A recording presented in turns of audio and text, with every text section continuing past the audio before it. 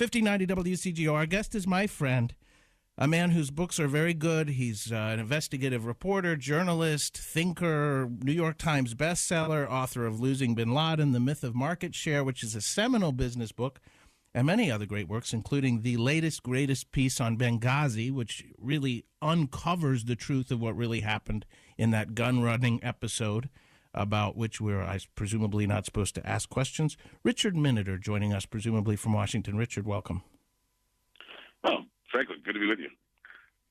Thank you. Well, what's on your mind today, sir? I don't know if you have a response to the bizarre situation in which we find ourselves. Most Americans are simply baffled by the president.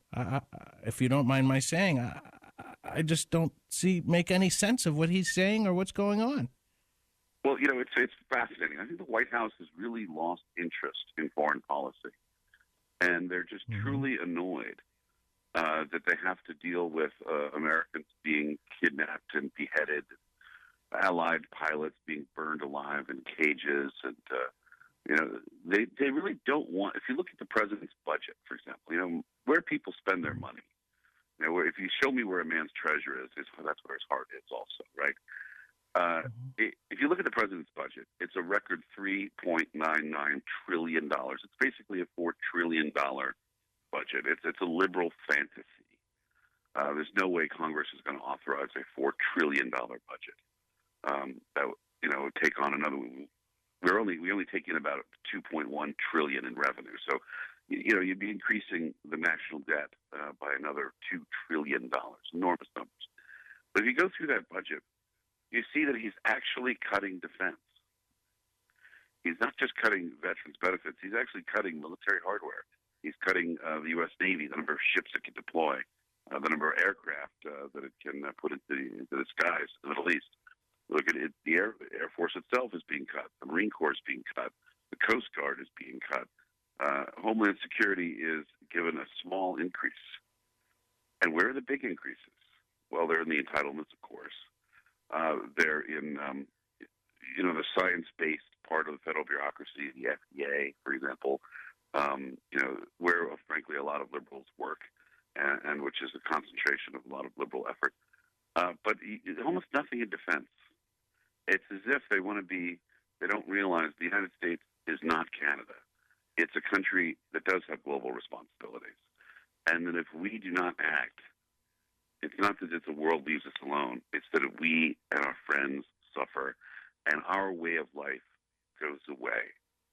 And when it goes away, it can go away very quickly, and it cannot be brought back for a very long time, and maybe not ever. And we go through our day not realizing how much of what we eat, drink, drive, computers we use, how much of that comes from overseas.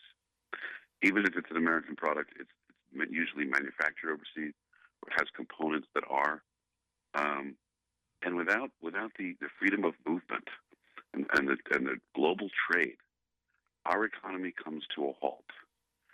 And this has happened before. The reason why the Dark Ages were dark, I'm talking about after the collapse of the Roman Empire, 600, 700, 800 A.D., where Europe fell into darkness, is because Europe lost its global access. It lost its access to North Africa and the Middle East, which back then were not desert but farmland, and it's where most of its food came from, and all of its paper came from. So anything I know what was happening then historically.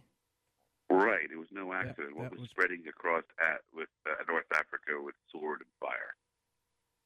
This was the arrival of Muhammad. Correct, when Muhammad's armies first started rampaging, taking Christian lands, and enslaving the dhimmi.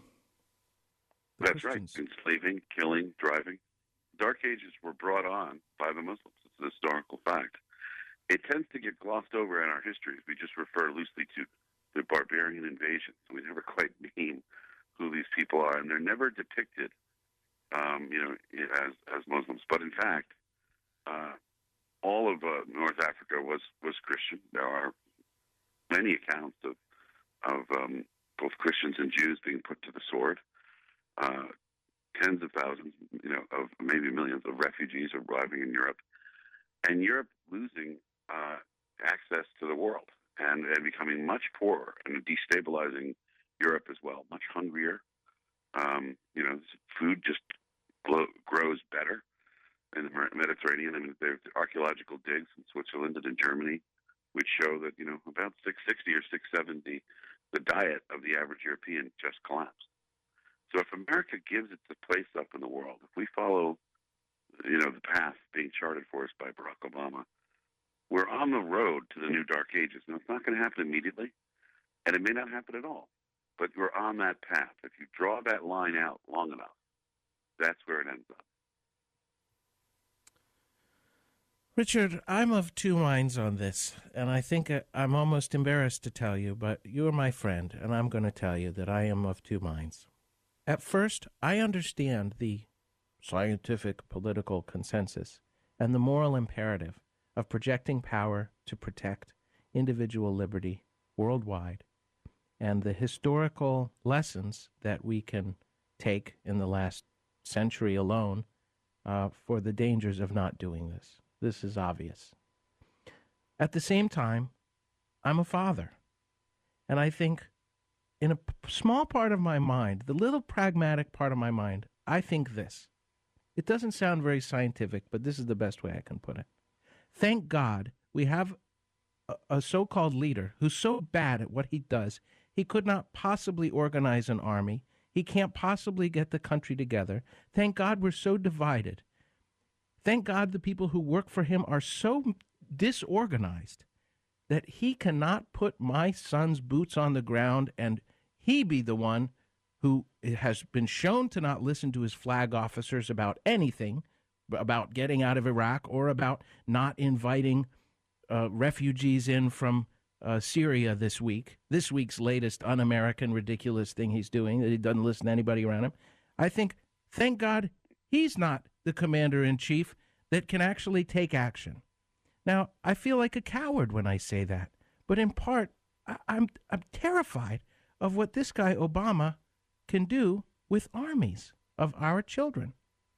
Am I crazy to think that? No, I think you're right. I mean, look, it's senseless to throw away American lives. I mean, he can't even say such and such is an Islamic such and such. How can he be trusted to even know the difference between Boko Haram or the Islamic State or Al-Shabaab? And this is a very complex situation, and it requires real leadership, courage, and backbone. And I don't know what to do with this guy, except I want him to play more golf. Well, I'd like him to do that in retirement, certainly, but as president, I'd like him to do his job. He did take an oath of office to carry out his duties to the best of his abilities, and it doesn't appear that he's doing so. Look, everyone complains about him not saying the word terrorist or the word Islamic or the word Muslim. Mm-hmm. Those aren't the missing words that bother me. The words he's not saying are these words, Christian and Jew. And he's not talking about the persecution and the killing of Christians and Jews in every place, in every acre that ISIS controls. And the open slave markets in which men and women are bought and sold as if the 7th century has returned. And we have harrowing accounts from Yazidi women who escaped from their masters. We've heard, tales of girls as young as 9 being sold off to men in their 50s. And then when those men are tired of them, sold to other men. And of those girls being branded with burning iron, of men put to work in slave labor camps, working 12, 14 hours a day, and worked literally to death. And people dying and being killed just because of their faith. Their refusal to convert to ISIS's form of Islam. And of course, most of the victims of ISIS are Shia Muslims, who they consider to be, worse than infidels. But the persecution of Christians and Jews is something that American presidents have talked about over the centuries when it's occurred. Jefferson talked about it. Roosevelt talked about it. FDR. Kennedy talked about it when he was talking about Southeast Asia, the communist persecution of Christians in Vietnam in those days. LBJ talked about it. Ronald Reagan talked about it. about the persecution of Jews by the Soviets in the 1980s. George H.W. and George W. Bush talked about it. Bill Clinton talked about it. And usually how religious minorities are treated tells us about the civil liberties of everyone else in that society and that country's attitude toward the United States. And it's usually, it's a perfect indicator. If you're persecuting Jews or Christians, you're on your way to becoming an enemy of the United States. You're going to persecute other people, too. You're going to become an enemy of this country. And the president never mentions this, not even at the prayer breakfast, which is sort of tailor-made for talking about persecution of religious minorities. He lectures us about the Crusades, slavery, and Jim Crow, like a failed community college professor. But he doesn't talk about the persecution of the world's two great religions by people who are offering no violent response. You see them being hauled away like cattle in the photographs anyway. It's terrifying. And that's our guest is Richard Miniter, and I want you to make sure you get his book, Eyes on Target. He really, but just go to Amazon and you can see all of his books. I mean, he's a fascinating guy. I'm very pleased to have spent some good degree of time learning from him. I've learned so much from you, Mr. Miniter. And I can't wait to have you on the show again. Richard Miniter, Miniter, Eyes on Target, 1590 WCGO, Chicago's New Talk. Franklin Raff Show. Our guest, Richard Miniter. Thank you, sir.